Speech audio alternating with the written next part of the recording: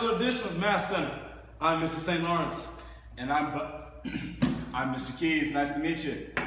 Listen, guys, today is day 3. Uno, dos, tres. Today is the last day of the New York State 4th grade Common Core math exam. How do you feel, Mr. St. Lawrence? I feel great.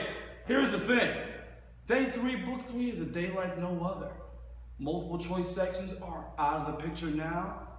Day 3 offers a unique challenge and open response problems. Oh yeah, I'm talking about this is a day where kiddos really get to show what they know. This is where the big bats come out because today is the open-ended response questions, baby. We got some highlights from day 2. Fired up math squad yesterday morning. Let's check them out. Kevin Foster digging into his bag of tricks, going to step 1, doing some great annotations. I mean, let me tell you something, Mr. St. Lawrence. We got some real PT players, some primetime players here working their math skills for us right now. Look at that big old smile telling us it's all right. 1,000-watt smile, great confidence, but she's definitely motivated. She's not skipping any steps, Mr. Keys. I gotta tell you something. These kiddos, they're in it to win it. They're focused. Eyes haven't gone off the paper, pencil steady moving, going for the gold. Man, I think this is like the 3rd or 4th time Kevin has read that problem. Oh, making sure he doesn't miss anything. I mean, this kid's not slipping. No banana peels, no wet puddles. This kid's staying on his feet all day long. Here we go. On the strength, making sure that key information is in that cheat chart. Look at her go. Look at this kid, man. I'm telling you, Mr. St. Lawrence, this kid is amazing. He's a special talent. I wonder what the 5th grade teacher's going to say about this kid next year. I mean, he projects as a first rounder in terms of going into the middle school. He's making moves right now. I mean, I'm telling you, all the teachers have been talking about their math skills lately. A lot of schools are trying to recruit these kiddos, especially Naya Daniel, #1 math student in all of Brooklyn. And moving on to Ashley Frederick. She's been a dark horse this year, but she's come on strong in the second half of the year. Look at that bar model. Ashley Frederick, without a doubt. I mean, she's been showing a lot of improvement over the last couple of months. She's definitely someone up for the most improved math student of the year. I agree. Back to Kevin Foster getting that T-chart completely filled in. He knows this is a very important step. He's not going to rush through that one.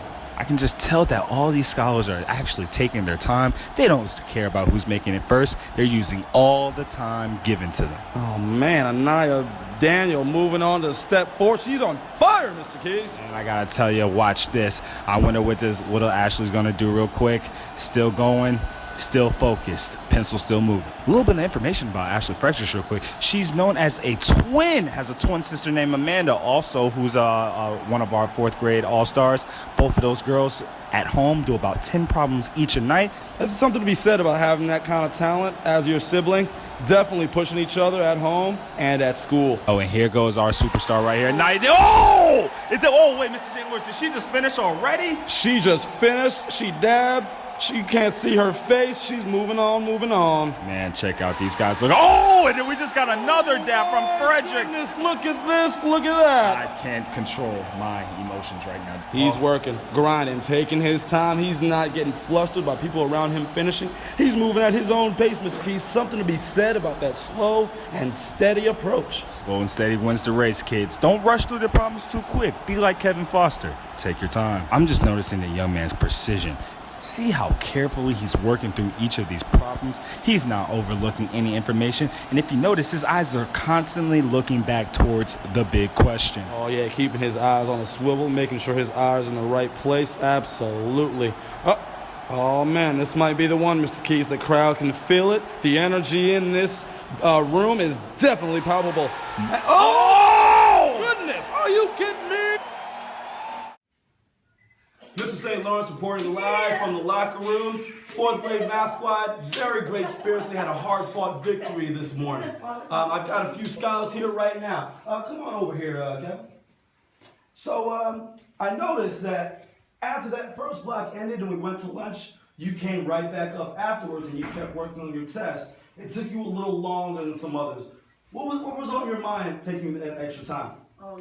Taking my extra time, I was learning about if I have any questions answered wrong, so I went back and checked to see if they were right. So you went back and checked. Did you find any questions that you changed your answers to? Yeah. So you went back, read it again, and he changed his answers to the right ones. All right, there you go. Hi Ashley, how you doing? I've got Ashley Frederick here. Throughout the year, in fourth grade math squad, we've tackled a lot of very complicated word problems, story problems, with lots of different parts, A, B, C, and D. What's your approach when you see those types of difficult problems? When I see those types of problems, what I do is review the problems and make sure I get the correct answer, and I review them like 3 or 4 times and do all the steps. Review them 3 or 4 times. So you mean to say reading it once is not enough? Yeah. Why not? It's not enough because if you do it once, you wouldn't get the correct answer, and if you do it another time, you would realize that you did it wrong. All-star mathlete in 4th grade. That's Ashley Frederick, ladies and gents. All right. I've got Anaya Daniel here, potential MVP candidate in 4th grade. Great job day 1 and day 2. But there's a unique challenge that Book 3 offers, particularly in those open response questions. What's your mindset? What's going to be your approach going into this morning?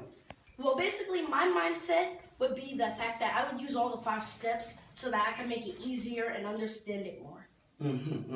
And thinking about those 5 steps, what are some really important steps that you need to make sure that you do every single time? I think the most important steps would probably be to annotate the most important evidence and to put that most important evidence into the T-chart so I can analyze what I have so that the question will be easier, and then to make sure that we circle the final sentence so that the state test grader will know where it is. Spoken like a real MVP. That's Anaya Daniel, ladies and gentlemen. All right. Cool. There must be something in the water here in Brownsville, New York. 4th grade at AF Brown, the math squad, very motivated, very talented group. They're not taking Book 3 lightly with those open responses. They know what they need to do. They're ready to go execute. Back to you, Mr. Keys.